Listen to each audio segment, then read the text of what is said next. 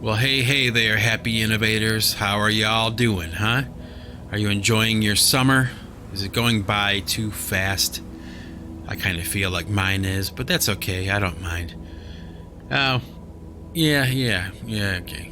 Anyway, so I would be remiss if I didn't at least mention in this podcast today the passing of the drummer Joey Jordison from Slipknot fame, and just really sad to kind of hear about that, the fact that he was only 46 years old, and that he's gone already. It's pretty sad. I mean, I remember the first time I heard Slipknot, somebody that I knew had passed a CD along to me to listen to, and the very first time I ever heard Slipknot, I just thought to myself, like, this drumming is impossible. I mean, it's just absolutely astonishing what this guy is doing behind the drum set. Like, taking what Slayer had done, Dave Lombardo from Slayer had done, and just multiplying it by like 1,000,000, just speed metal, like on a whole different level. And I just remember being like really bummed out at how good it was, and just like, I will not be able to do that on my drums, And of course, that's not true. Anything is possible if you practice it. But oh my gosh, this guy was next level drumming, and everybody knows that now, so I'm not telling you anything you don't know already. But just trust me when I say that it's a great loss for that instrument, that the fact that he's not around anymore. He was that good. He really was that good, and that far ahead of the curve when it came to what he was doing. And I'm sure his memory will live on for a long time. So God rest his soul. Joey Jordison has died at the age of 46. Cause of death, I think, is still unknown at this time. But a sad day here for Pipe Choir. It's always sad when someone dies. Anyway, here's the deal. I got this song, okay? It's called Followers. That's what I called it. I wrote it a while ago, and it's the song that I've been working on for the past month and a half or 2 months. And it just is one of these things where it's driving me nuts, It's not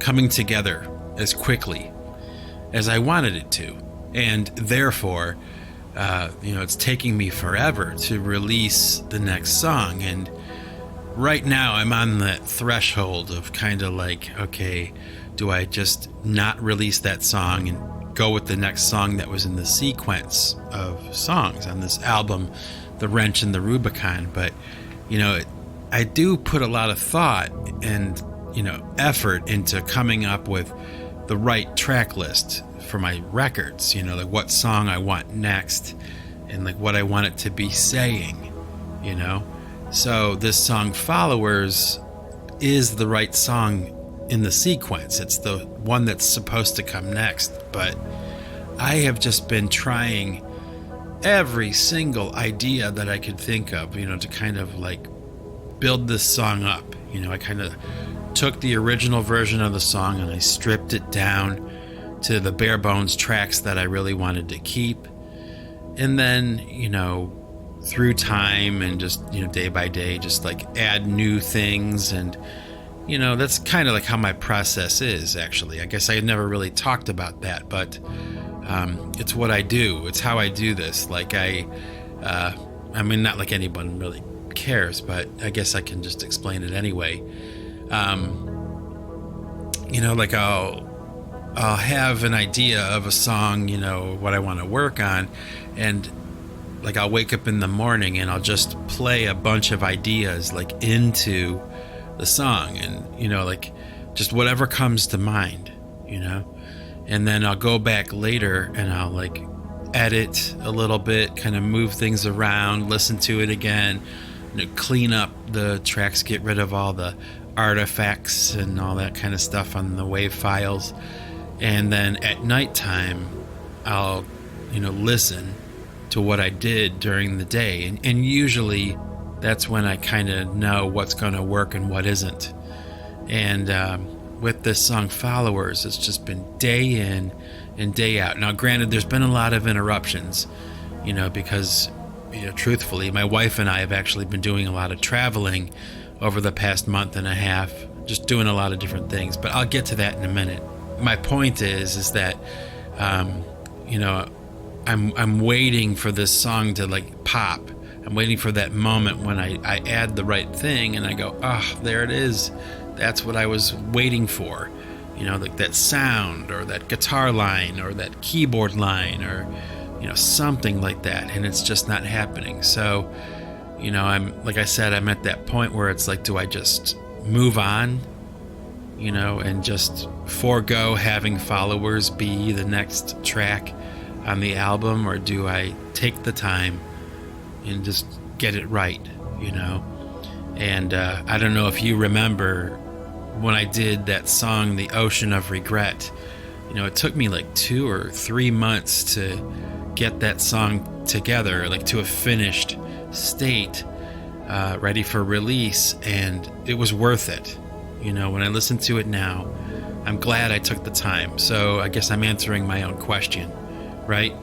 It's better to just stick with the sequence of songs that I had originally planned. Followers is next, finish Followers, and then as soon as Followers is finished and released, I have like 2 more songs that are pretty much ready to go.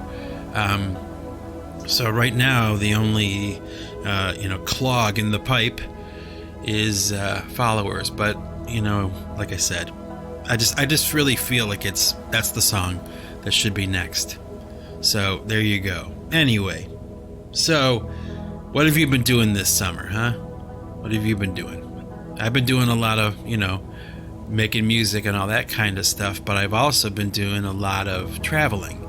And not a lot of it was by choice, like we kind of had to. We had some family business to take care of out in Las Vegas, so we had to kind of, drop everything and, go out to Vegas for about 10 days. And it wasn't bad, it was kind of like each time I go to Las Vegas to visit is like a revelation. I come home with like a heightened awareness or a clearer picture of what's actually going on out there, out in the desert, with these people. And it's an interesting thing to think about, really, especially when you're there and you've been there a few times. I can honestly say I was taken aback a little bit by how much poverty there is in Las Vegas. Like, no one's really talking about it on the news or anything like that, but ever since COVID hit Las Vegas, there's like this wave of poverty that has struck that city. And I've been to Las Vegas, I think, a total of 3 or 4 times. And this last time we went, it was abundantly clear that that city is in trouble. There's a lot of poverty like that I saw that was not there any other time I'd been there. And I would imagine it's because of COVID. I don't know for sure, but that seems to be the consensus that, when they shut down a city like Las Vegas because of a pandemic, it does serious damage to their, economic situation. And, it's a city that relies on tourism and, people coming in and spending money and staying in hotels and eating at restaurants and all that kind of stuff. And over the past 1.5 or 2 years, it's been, kind of strangled. They are a mere fraction of what they used to be, and I think that they're in the process of like some kind of bounce back in Las Vegas like other cities are around the country, but it's so kind of depressing, really, to go to Las Vegas now and to see what's going on there and like what it's become. It's not too bad, the restaurants are still open. There's still a lot of people wearing masks and worried about being vaccinated and all that, but there were a lot of people who were just liberated, and you could tell that people like felt good to be taking their masks off, to be free. But yeah, it was an eye-opener, and it was like this time around, like coming home on the flight, that was the kind of thinking that was in my mind, was like, wow, I just saw so many things, people living in the gutter, because they have nowhere to go. And of course the weather there is nice. It wasn't, it's not bitter cold or anything, but it is the desert, and it gets pretty hot during the day, obviously. And what was interesting was, while we were there, there was a lot of rain actually happening in the desert, which is something that I had never experienced before. And I'll tell you, it was quite remarkable to be in the desert setting with a rainstorm coming down. It was unusual, very unusual, but very pleasant, very, very pleasant and good, positive experience, So, yeah, we came home. Actually, when we were out there in Las Vegas, my wife had made a point of telling me that she wanted to go see this one thing they have out in the desert in Las Vegas. It's like a sculpture. I think they call it Seven Mountains. I think that's what it's called. And basically what it is like this area out in the middle of nowhere, like out in the middle of the desert, like nothing around, and they have these gigantic stones. I mean, they are massive stones, and they are stacked on top of each other. And there's 7 of these rock formations, like these stacks of rocks, in this one particular area of the desert, and the rocks are painted like really bright and vivid day glow colors, and it's just a sculpture, it's just this weird thing, out there in the desert. And my wife was like, oh, I want to go see that this time. I'm like, okay, so we jumped in the car, and it was so cool, like, because we're not from there, so when we go to Las Vegas, we're usually like in the city. That's where my wife's family lived and lives, and so we're actually like near the Strip, the Las Vegas Strip, when we go there. So very seldom do we ever really get a chance to go out to the desert where there's nothing in sight, And this sculpture thing that we went and checked out kind of afforded us that opportunity to go check it out, so we did. And there are all these people there. It was so wild. Like, you're driving down this dirt road, this desert road with nothing in sight, no cars or anything. You're just kind of driving down the road. And then all of a sudden you're there, and there's all these cars and all these people out in the middle of nowhere, on just like a random day, So my wife and I hung out there for a while, and I actually had started to try to videotape myself out there, and put it in as part of this podcast, but it just didn't really seem to be going well. It was like it wasn't set up right, and the feeling wasn't right, but we were enjoying ourselves anyway, checking out these sculptures, these 7 mountains. But it was pretty cool, really, to be out in the middle of nowhere, like the middle of nowhere, man. You look around and all you see is flat desert and mountains off in the distance, and any which way you look. And we went there like at sunset, so the sun was just doing incredible colors like across the sky, and there was all these weird and interesting people that were all there, and we were kind of like talking, and it's an interesting thing because it's people that I've never seen before and I'll never see again, but we're all there at that moment, at that time, in that same space, just kind of enjoying this sculpture and talking and everything, and one by one we all get in our cars and drive away, and that's it. So it's an interesting kind of exchange, and kind of like this interesting kind of like randomness to all of it, but it was really cool. Actually, we also my wife and I, we went and checked out this place. We had kind of made a pact between ourselves, like we were going to do this summer. We were going to go to the Cryptozoology Museum in Portland, Maine. And in case you don't know what cryptozoology is, what I'll do is I'll get my handy dandy dictionary and we'll check it out.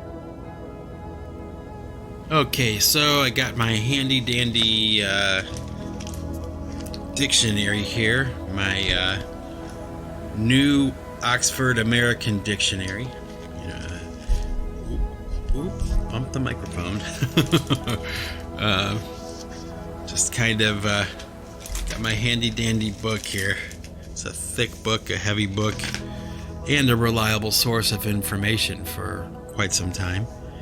And so let's see. Cryptozoology, spelled Cryptozoology.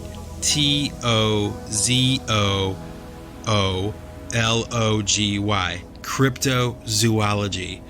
And cryptozoology is, by definition, the search for and study of animals whose existence or survival is disputed or unsubstantiated, such as the Loch Ness Monster and the Yeti, which is funny because they actually put Yeti in the definition. But my wife and I, for the past year or so, have been on this Sasquatch kick, okay? And it's just one of those things, it just makes us laugh, and we have fun with it. But there's like this part of us that kind of believes it, or wants to believe in it. And actually, with something like Sasquatch, it's not that difficult to believe that something like that might exist, right? Because, there was this prehistoric creature referred to as Gigantopithecus, I think the name was, and it looks like Sasquatch. They believe that this creature existed, so I don't know. It's just fun, and it's also interesting, intriguing, and a little bit weird, a little bit spooky. But they have this museum in Portland, Maine, called the Cryptozoology Museum, and it's this building just devoted to things like the Loch Ness Monster, Dogman, Yeti, Sasquatch, any of these animals that are purported to exist by people who claim to have witnessed them, but they technically are not showing up like on the record as animals that exist, that really exist. So like you'll have something like Sasquatch and Loch Ness Monster, but you also have these animals like the coelacanth, which was a prehistoric fish they had thought to be extinct. But here it turns out that a few years back, somebody actually found one alive. So while the coelacanth was considered to be an animal of like legend, or not really based in reality, at least not in modern reality, there you go. Someone yanks one out of the ocean or something, and they, turns out they still live. They actually exist. And so you gotta kind of wonder sometimes, with this idea of cryptozoology, It's spooky and weird and all that kind of stuff, like entertaining and fun, but it's also pretty interesting. And the place that we went to, this cryptozoology museum, it was okay. It was okay. It was a little bit lame because they don't allow you to take photographs inside the museum, because there's like copyrighted, information or photos or something. They're protecting it. It's so stupid. It's like I'm in a building with weird stuff in it and I have a camera and I can't take pictures. Get out of here. And I paid to be here. I thought that was pretty lame. And, because of COVID and a lot of the problems that places have been having with shipping and all that kind of stuff, their t-shirt selection and their stickers and all that kind of stuff was kind of limited. And really, if you think about it, when you go to a cryptozoology museum, I mean, what else are you going to do there, right? Aren't you going to take, or want to take a sticker home or a t-shirt, like to say you were there, And their selection was just so poor and so thinned out, and, they hadn't replenished their supplies in probably a year, and whatever, but we still had a good time, and it was just a really funny thing to do on a Tuesday afternoon or something, just go out to the cryptozoology museum and look at all the evidence, about the Loch Ness monster, or the dog man, and all that kind of stuff. Actually, they had in this cryptozoology museum, they had a real life sized, estimated size dog man, like mannequin or puppet or whatever you'd call it. And man, I'll tell you what, out of all the things I saw in that cryptozoology museum, including like the life-sized Sasquatch they have, and the Bigfoot footprints, and there's been like a lot of stuff, especially where I live, like in New England. There's a lot of these animals that people claim to see, out in the wilderness of Massachusetts, because there's a lot of that here. People don't realize that, but in Massachusetts, there's a lot of woods, a lot of forest area, and there's all these claims of seeing these different things, and they had all those represented in this cryptozoology museum. But the one of the dog man, like this life-size replica statue type mannequin thing of this dog man, oh my gosh, it stuck out in my mind. It was like, that was really weird, like to look at. It was gigantic. And it's one thing to hear the stories and stuff like that, but when you see something like, a mock-up made of what people have described with Dogman, it's pretty creepy to look at. Like if it were alive and moving around, like it was alive and coming after you, it would be a pretty freaked out experience, but it was a lot of fun. Great way to spend an afternoon, and then I guess we did also go to this exhibit that was at a church nearby us. It was the Shroud of Turin exhibit that they travel around with, and it's just kind of is like a presentation of all of the things, the evidence, and all that kind of stuff around the Shroud of Turin, which, if you're not familiar with that, it is or purported to be the burial cloth of Jesus Christ, and it's just a fascinating rabbit hole to go down, and in my opinion, I believe that it is photographic evidence. I do believe that. That when you look at the shroud, you are actually looking at a photograph of Jesus Christ, not only the man, but like at the moment of resurrection. where you're looking at that exact moment, a flash of energy, putting this image onto this cloth. And, a lot of people don't believe it. A lot of people think it's fake. They go, oh, it's carbon dated and it's proven to be a hoax. And, oh, yeah, whatever. It's like everybody, there's, when it comes to something like the Shroud of Turin, and whether it's true or not, or real or not, there's been a fight over that long before anybody found the shroud. So, it doesn't mean anything to me. Of course, there's going to be people who disagree, but, I think it's real.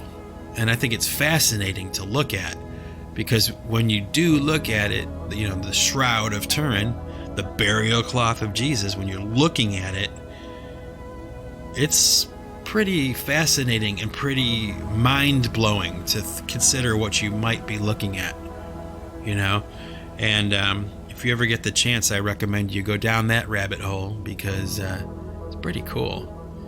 And my wife and I went and we checked out this exhibit, and it was cool. It was like, another thing that we did this summer. We have a couple more things on the list. I'll probably talk about those in later podcasts when we actually, go out and do it, go out and do them. But there's like one or two more things on our list, our punch list for the summer of 2021. And, we should probably try to get it in quickly before, COVID sets in again. Because I don't know about you guys, but I kind of sense that, they're going to try to get that thing going again, get that COVID machine turned on and going full tilt boogie, once again, just in time for the school year to start, right? Yeah, wonderful, fantastic. Sounds like a great time, Anyway, so aside from COVID and all that stupid stuff, well, I guess it does apply to this a little bit, but my wife has kind of gotten me watching, really kind of for the most part, at least originally against my wishes, really. We've been tuning into the Olympics in Tokyo, and normally I don't really pay any attention to any of that stuff. Usually I'm busy doing something with music, I'm like all of my life, and I might tune in a little bit to watch some special event with the Olympics, over the past 50 years. But for the most part, it never really interested me until now. Okay. And, or maybe over the past 10 years, I really kind of have watched for the first time Olympic events, and my wife is really into that kind of thing. So, naturally, a lot of the time when she's watching something on television, I wind up watching it too. And, it's probably the only way that I would really tune in and pay attention to that, as if I was forced to by someone else. And it's fascinating. I gotta say, I'm glad for it. I'm glad that I'm watching it and paying attention to it, and I'm able to see this thing we know as the Olympics, through the eyes of somebody who's older. It's hard to explain, but hold on, let me get a sip of my coffee. I suggest if you have a cup of coffee that you go right ahead and take a sip as well. So hang on. Oh man. Woo. Good coffee this morning. All right. Wow. Woo. Okay, so what was I talking about? Oh yeah, the Olympics. So I'm watching these different events, not just the really exciting ones like gymnastics and skating and skiing, or not just gymnastics and tumbling and all that kind of stuff. I'm watching everything, the air rifle competition, the compound bow competition, and just bicycling, skateboarding, surfing, all these different sports, these different events. And it's fascinating to watch the Olympics because, there's a lot of talk, especially now, like by people like Joe Rogan, that he'll make comments about how the human brain is like a chimpanzee brain, like we're this like low functioning animal. But it's like, if he wants to think that way, that's fine. But I would suggest, okay, that before he says that ever again, that he watches the, synchronized high diving at the Olympics. This is not something that, chimpanzees can do, and you watch these, track and field athletes, with the shot put in the different relay races and hurdles and all that kind of stuff. It's like to watch these athletes that are really, I guess there's the expression, par excellence. It's a term that I like to use a lot, or at least I think about a lot, when it comes to pretty much anything in life, and par excellence. Let's see. Well, I got my handy dandy dictionary here. Maybe what I'll do is I'll find the definition for par excellence. Let's see. Where is it? Okay, here we go. Par excellence. PAREXCELLENCE. Par excellence. It's an adjective. It means better or more than all others of the same kind. So, when you watch somebody like Michael Jordan playing basketball, it's, basketball being played par excellence. He's better than most others, right? Let me close my dictionary again without hitting the microphone. So, when you watch the Olympics, it's really something to think about. No matter what the event is, when you're watching the Olympics, you're really kind of seeing something being done par excellence. Like, these are the people that are doing this thing better than everyone else can, and that's why they're chosen to go there and compete, and it may not seem like a big deal to a lot of people. There's a lot of other things to be worried about in the world or whatever. But to me, I think I kind of have a new appreciation for that kind of thing, especially since I've started to get into like hockey, the sport of hockey, because, when you see these hockey players and, their level of athleticism, it's not completely separate from artistry, or like being a musician or something. It's not really that different, like it's like anything else in life like that, where, it's this singular focus on something, like let's say you're a violin player. Your singular focus in your life is the violin, playing the violin, getting better at the violin, playing the violin for a profession, making your living playing the violin. So it's like everything in your life is geared around this instrument and you playing this instrument. Well, the same goes for like a sport, or like really pretty much anything else. Gaming, people who do gaming, it's like that becomes their whole life. That's it. There is nothing else. There can be nothing else, because in order to get to the top, you have to have this focus, and you have to know what you want, and you have to be willing, and like you have to have the desire to put in the time and the effort and the practice, and when everybody else is out having fun, you're inside doing the thing, focused, practicing again, getting better, doing what you're supposed to do in order to get to the next level. And there's something really, to me anyway, there's something really beautiful about that idea, And when you think about it, it's pretty damn cool. It's pretty damn cool. Like, you watch those gymnasts that are doing like those floor routines, like that Simone Biles, she got disqualified or whatever happened. But, like somebody on that level doing that kind of thing is fascinating, like with the hockey players I was talking about. Like, in order for a hockey player to rise to the level of the NHL, it requires the effort of everyone in their family. It's not just them.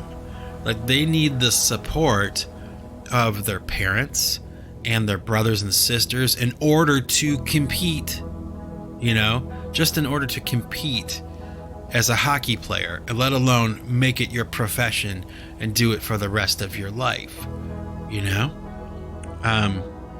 It's really, when you think about that, like, behind every athlete that you see, professional athlete, there is a whole world behind them, a whole story, of long hours. It can be no other way. Like, it doesn't come easy. And so, when I watch hockey, it's just like, I'm like fascinated that human beings can move like that on ice skates. Okay, that's like one layer of the fascination of hockey. But then to handle the puck a certain way with the stick, and to be able to do that while you're skating backwards, it's like, it's crazy. It's crazy. It's easy to take it for granted when you're watching it because it's going so fast, but oh my gosh, the level of skill and the amount of time it must take to get to that level. And that's true for anything in life, anything that somebody chooses to do. Stock car racing, parachuting, parasailing, kayaking. I mean, if that's what you're focused on, if that's what you want to do, I want to be a professional kayaker.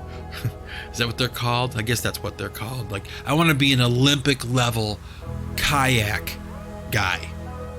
Well, if you want to be an Olympic level anything, you're going to have to devote every single waking moment of your life to doing that one thing, just in order to even be able to compete with the up and coming, or the amateurs. Like, you have to, just to make it to the bottom levels, you have to be devoted 100%. So that's really, when I watch the Olympics or something like that, or sports of any kind, that's really, like, as I've gotten older, that's what it's become, is this new understanding of like what you're actually watching happen.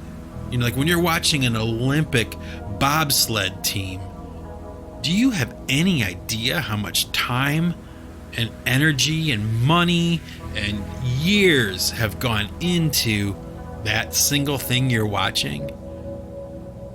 There's a saying in like theater, with plays or with rock concerts and stuff, like, the audience comes and they see the show, and the show might last an hour and a half or 2 hours or something, and the audience comes, they watch the performance, then they go home.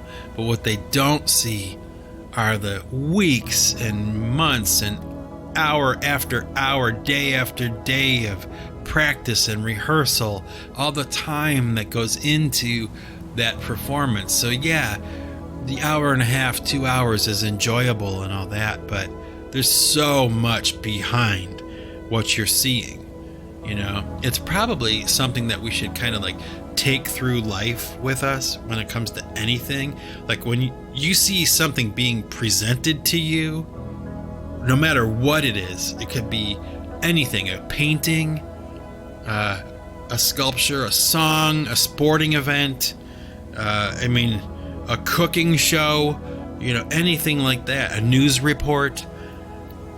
anything that you see like that, it comes and goes very quickly for you as the observer. But if you could see the hours, if you could see the energy and the time that went into just presenting what you saw, it'd probably blow your mind.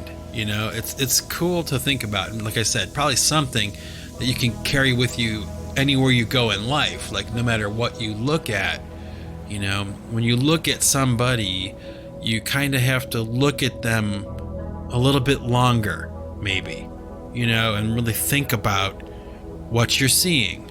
And like, behind each person, there is an ocean of time and experiences, and good and bad, and mistakes and successes and failures, and friends and enemies. And there's behind each and every person that you see. Now granted, it does seem sometimes that some people are smarter than others. I can't deny that, but that's okay. That's okay. We need smart folks, and we need dumb folks, and we need all that. Everybody has something to contribute. Everybody has a story to tell, and when you look at somebody long enough, you just might see some of their humanity. You start to realize that, and, or maybe not. Maybe you don't, maybe it's just me. I don't know. But to me, it's like, back to this thing about the Olympics, that idea of being devoted to a purpose. I guess, I saw not too long ago, there was a film I watched, and there was a line in that movie where they were talking about the meaning of life, and it was summed up like this. Like, the meaning of life is like free will while moving towards or away from a purpose. Okay, free will while moving towards or away from a purpose. Now think about that. Okay, isn't that really the essence, like the basic essence of our lives? That's what our lives are. We have free will, we can choose, while moving towards or away from our purpose. Okay? Obviously, if you're moving towards your purpose, that's positive. And if you're moving away from your purpose, not so positive. So there's a little bit of a philosophical nugget for you to take with you today. Free will while moving towards or away from a purpose. Pretty cool. And that's really, when we talk about these athletes and we talk about all that kind of stuff, it's really, I think, that's really the essence of what we're talking about. You have these people who devote their lives to what they do. It doesn't have to be a sporting event. It doesn't have to be music. It doesn't have to be anything even tangible. I mean, it could be economics. You've devoted your life to economics. And there are some people that are like that. That's what they wanted to do. That's what they were called to do. And that's what they did. While all their friends were out having fun, they were home doing the thing. Or they were at the place doing the thing, getting better at what they did. And I don't know, there's something about that that's just fascinating to me. Really is. And, I can kind of say, I guess, in a way, that I'm kind of proud a little bit that, like, I can say that I've done that. Like, I've had something like that in my life that mattered really pretty much more than anything else did. I never wanted to do anything else or be anything else. I knew exactly what I wanted to do when I was very young. That's pretty cool, And I had support. I didn't have as much support as I probably needed or probably could have used, okay? But I did have enough to get me through and get me to where I'm at right now, So, it wasn't all bad either. You know what I mean? It's like, if you enjoy what you're doing enough, it doesn't matter what it is. If you enjoy doing it enough, it's never really work. I mean, it's just what you do. It's what you do. I mean, for me, that's how it is. And I think it's that way for my wife, too. With her job and like what she does. She's been that person her whole life, you know. She gets paid for it and all that, but she was always that even before she went to college. I mean, she was a teacher, she was an educator, she was an academic. Those people have a calling, you know, much like anything else, sports, music, you know, religion. They get called to be teaching people things. That's what they do. They have the desire and the ability to impart information onto other people or to other people. They communicate information to other people. That's what they do. That's the essence of teaching, is, you know, imparting knowledge, right? So, it's just kind of cool. I'm proud of the fact that, you know, both myself and my wife, like we both have that in our lives. We were given that, you know, by osmosis, you know, without asking for it. Is a gift that we were given. Like, you know, I saw in a movie just not too long ago, they were talking about in this film how everybody has a gift. You know, every single human being that's ever lived is born with a gift of some kind. And, you know, I've been thinking about that. Is that true? You know, is that true? Are all people born with a gift? And I would imagine it probably is. And the real tragedy with that is that, you know, most people never really get the opportunity to find what that gift is, or they don't get the opportunity to, you know, grow and embellish that gift that they've been given. They don't get to use it, you know, because they're busy doing something else. Again, you know, the whole idea of moving towards or away from your purpose, you know. It's a really kind of large thing to think about. It's big, you know, in your life, in your mind, right now, sitting in your chair. Think about that. Are you, okay, the happy innovator that's listening to this podcast right now, can you say honestly to yourself, okay, that you are moving towards your purpose in life, or are you moving away from your purpose in life? That's a pretty hardcore question to ask, and an even more hardcore question to answer. But I can say, I think when I look at my life, I would say that for the most part, I have always been moving towards my purpose, you know? Like with the music thing, for me, it was always kind of like separate from my life, you know? The music was always different. Like it was its own thing.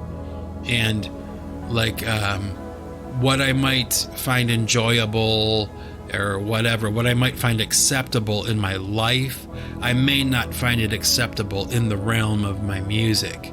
My music was different and it was separate to me, you know? I treated it that way. It was like very serious. It was never a joke, you know? I was never going to be one of those bands that makes like goofy songs, you know, about food and like, you know, just silly stuff like singing about the party or something. Like, I'm not going to do that. It's like, it was always different, you know? Do you know what I mean? Maybe you do, maybe you don't. You know, it's like when you're somebody who's, you know, trying to be creative pretty much all the time, you know, you sort that kind of stuff out really quick.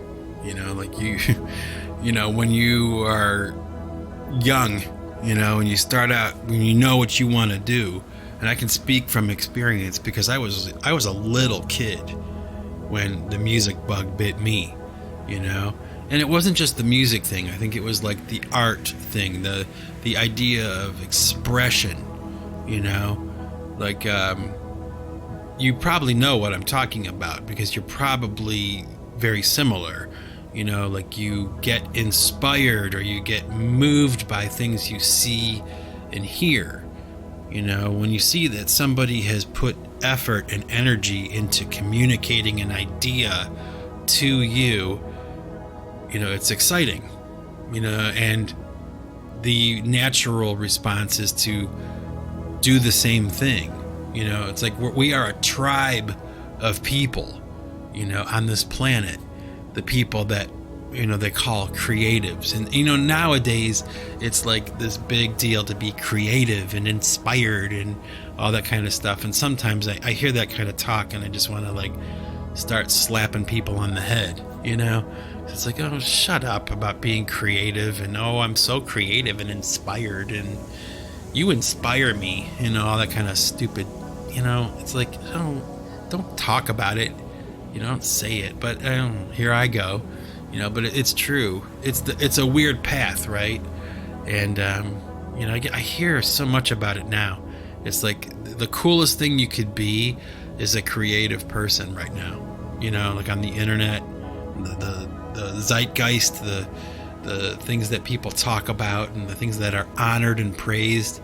It's all about art, communication, talent, you know, America's Got Talent, all that kind of stuff, you know. It's like, oh, I don't know. It drives me nuts to think about that stuff sometimes. It's like, oh, do we really need to talk about it? Really? But I don't know. I guess we do. Here I am, you know.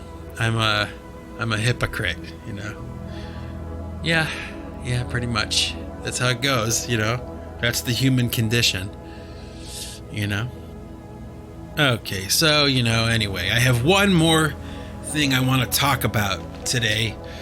A nice little kind of warm and fuzzy, touchy-feely little thing I want to talk about before I sign off for the day and get to work on, you know, that song Followers or the next song. You know, I'm not sure. You know, I'll figure that out after this podcast is edited and everything. But, you know, my wife does this thing. I wanted to talk about this because I think it's important. Okay. My wife does this thing sometimes when we're watching television.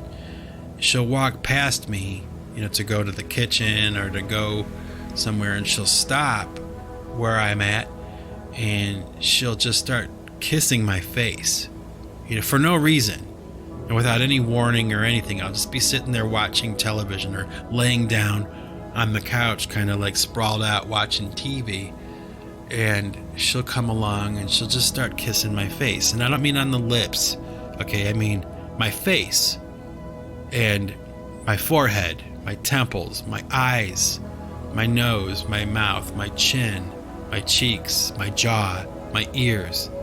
And, you know, these really soft, like butterfly kisses, you know.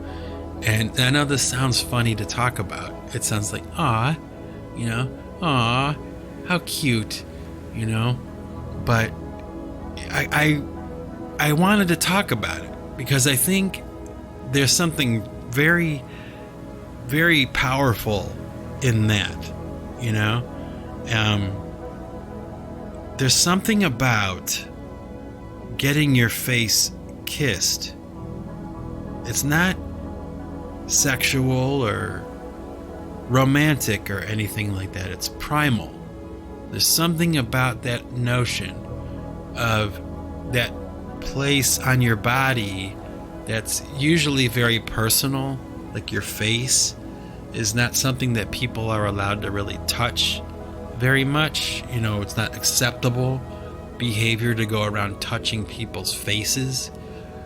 But when you're intimate with someone and they're allowed to touch your face whenever they want, and, you know, they're allowed to be intimate with you, like they're allowed to kiss your face. Not only are they allowed to touch your face, they're allowed to kiss your face.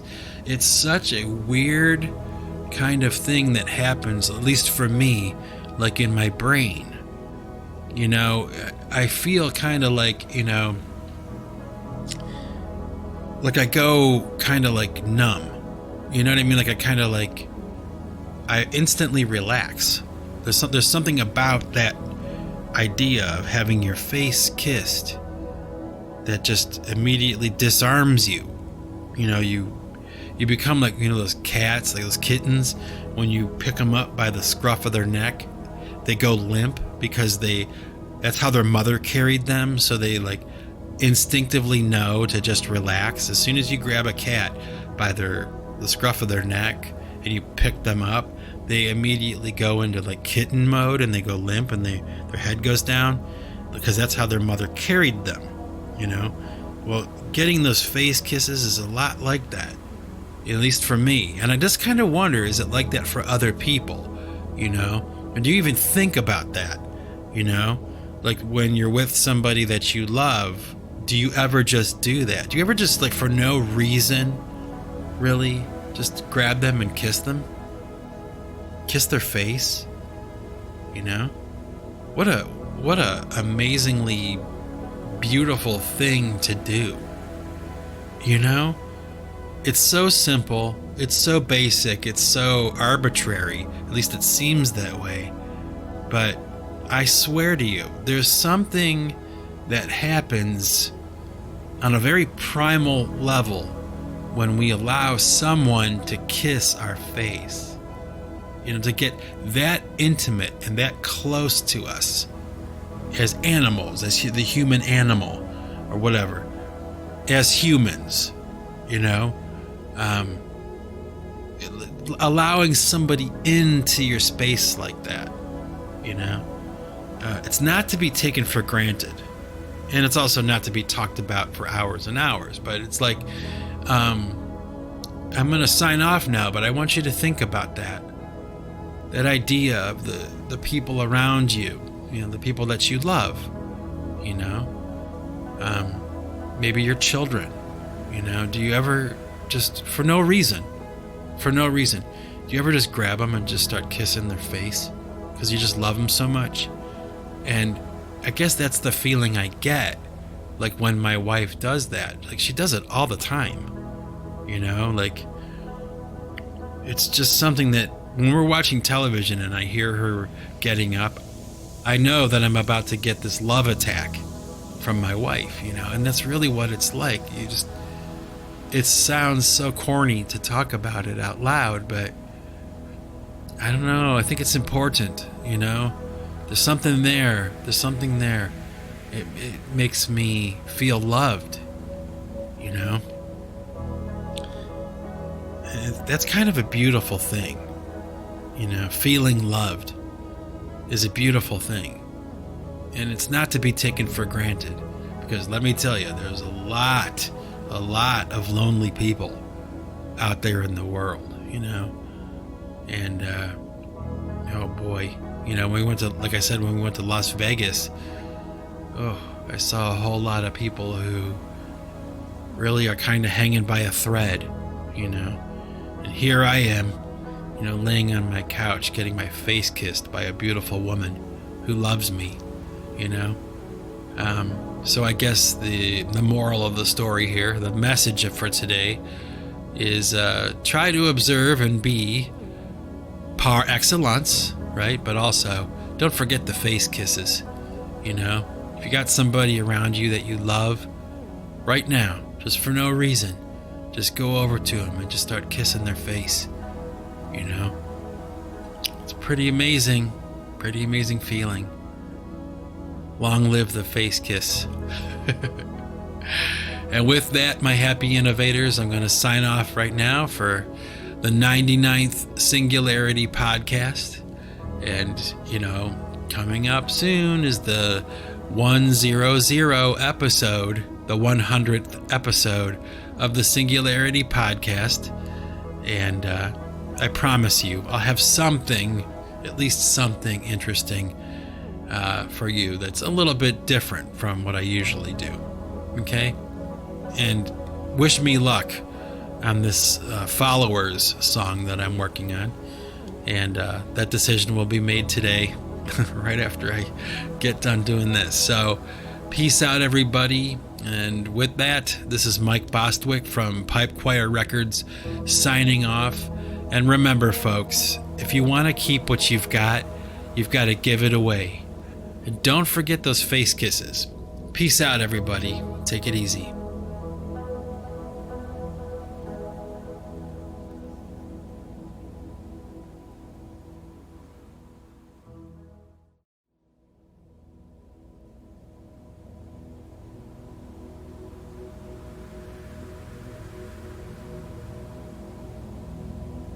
Okay, happy innovators, the ones that are brave enough to stick around to the end of the podcast for some music. I've got a song for you today, and it's a song called Sansis FM. It's a song that I am particularly proud of. You know, when I listen to it now, and I was even when I was making the song, when I was writing it and recording it.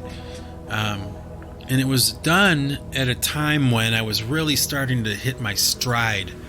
At least I felt I was, with this whole recording process and the technology that I was working with. And, you know, it was kind of one of those songs that came along right when it was like the culmination of a lot of different bits of information and technology and ideas and things that had come together. And then I sat down to make this song. And when I listen to it now, it's kind of cool because I hear a lot of things happening in this song, these ideas that I had, and I remember having them, you know. So it's, it's exciting to listen to and to remember, you know, how much creativity was going into it at that time, and how I was really kind of having a very comfortable creativity flow.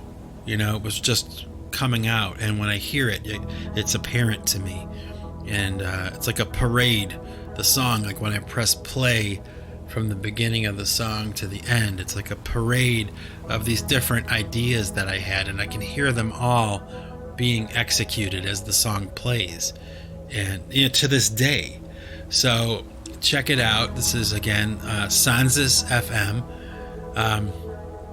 It's actually named after a relative of mine's cat. Believe it or not, my aunt had two cats. One was named Sansis and one was named Nico. Nico and Sansis, these two Siamese cats. And I don't know, the names just always kind of stuck with me. They stuck in my mind. And, this message in the song was kind of like, not necessarily related to the idea of those cats, but more like the feeling and the sentiment of the people that were around those cats at that time that I was writing the song. So, there was a little bit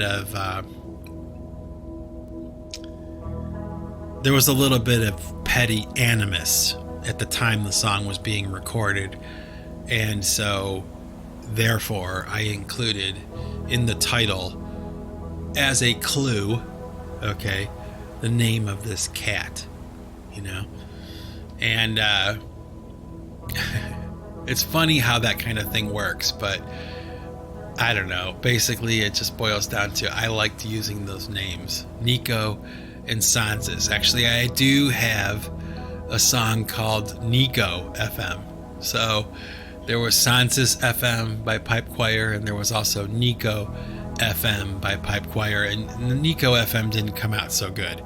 And it's one of those tracks that I have where I kind of listen to it now, and I think I should probably go back and take another swing at that. But it's just like never happened, for one reason or another. Anyway, I digress. Here we go. Sansis FM, circa probably 2007, 2008. and right when I was getting ready to release the Pipe Choir debut album, and the song was included on that. So check it out. Peace out, everybody. Have fun, be safe, and I'll talk to you in the next episode, episode 100 of the Singularity podcast. We're finally gonna get there. Peace out, everybody. Take it easy.